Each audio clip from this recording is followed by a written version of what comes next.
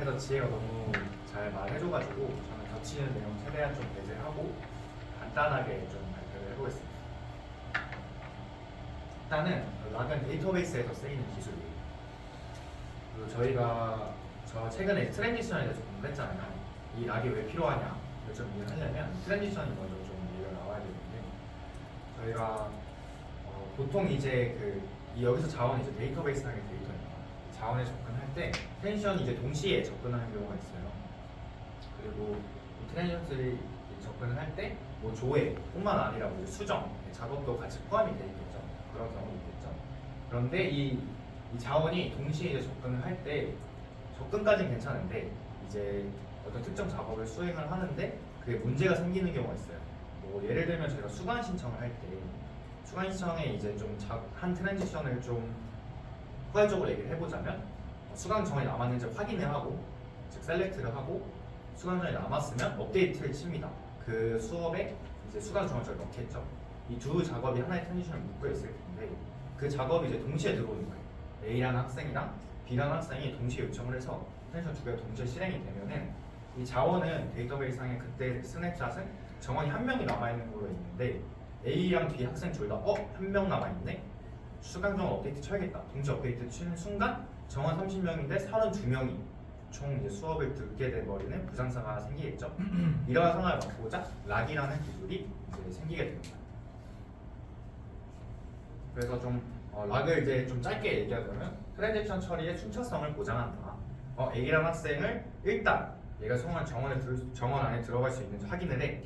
그 작업이 끝나고 나서야 B 학생을 다음으로 검토하는 그런 락의 기술입니다.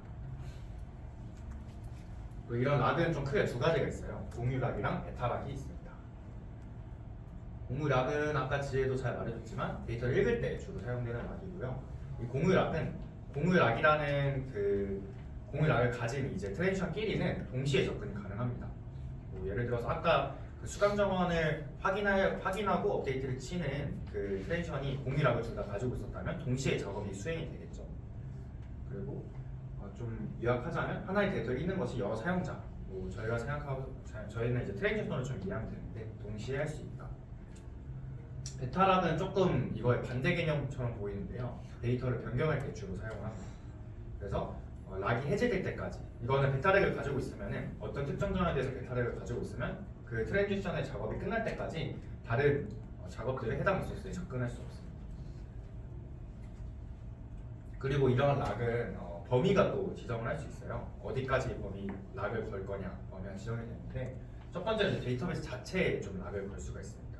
그렇게 되면은 그 DB 서버 있잖아요. 저희가 이제 뭐 DBMS를 쓰게 되면은 그 DB 서버를 활용을 하게 되는데 그 서버 자체가 이제 락이 걸리는 거예요.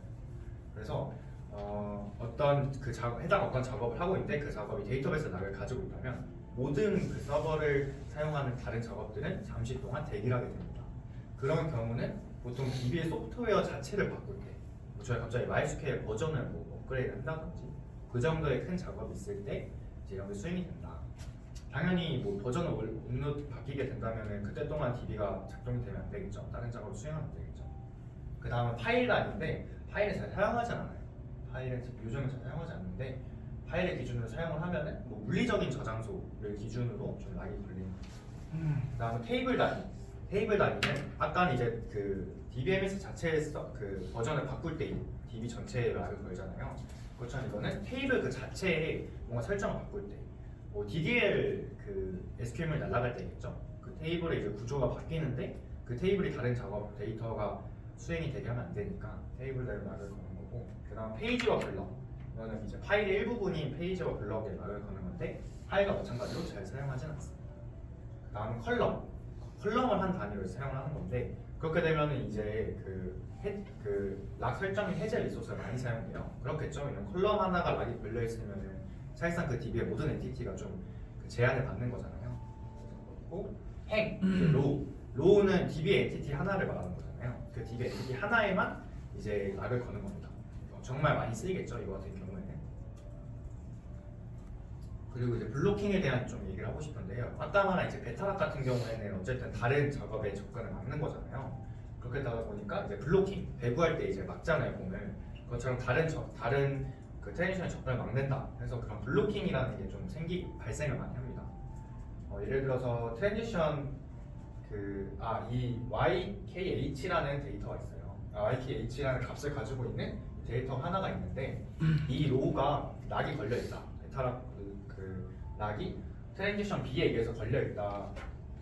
A에 의해서 걸려 있으면 A가 작업을 하는 수행하고 있는 동안 트랜지션 B가 접근했을 때 블로킹이 됩니다. 왜냐하면 A가 작업을 아직 끝내지 않았기 때문이죠. 이렇게 발생하는 게 블로킹입니다. 그 다음에 교착 상태를 얘기하고 싶은데요. 교착 상태는 사실 이제 일어나면 안 되는 일이에요. 데드락이라고 많이 좀 들어보셨을 거예요. 그 상태는 무엇이냐면 특정 두 트랜지션이 있을 때 각각 락을 걸고 그 다음 작업을 수행을 할 때 서로의 락이 걸려 있는 상황에 접근했을 때 발생하는 현상이에요. 좀 이렇게 들으면 이해가 안 될 수 있는데 쉽게 얘기하자면 트랜지션 A는 이 게임 마스터라는 값을 가지고 있는 데이터에 업데이트를 치고 또 이 게임 디테일한 데이터에 업데이트 치는 주 작업이 트랜지션 하나로 묶여 있어요. 근데 이 게임 마스터에 대한 데이터에 작업을 치고 넘어가기 전에 이 마스터한테 베타락을 걸어놓는 거예요. 아직 안 끝났으니까 작업이 트랜지션 안 끝났으니까. 트랜지션 B는 반대로 게임 디테일에 작업을 치고 그 다음에 게임 마스터로 접근을 할 건데 얘도 여기다 베타락을 설정을 해요.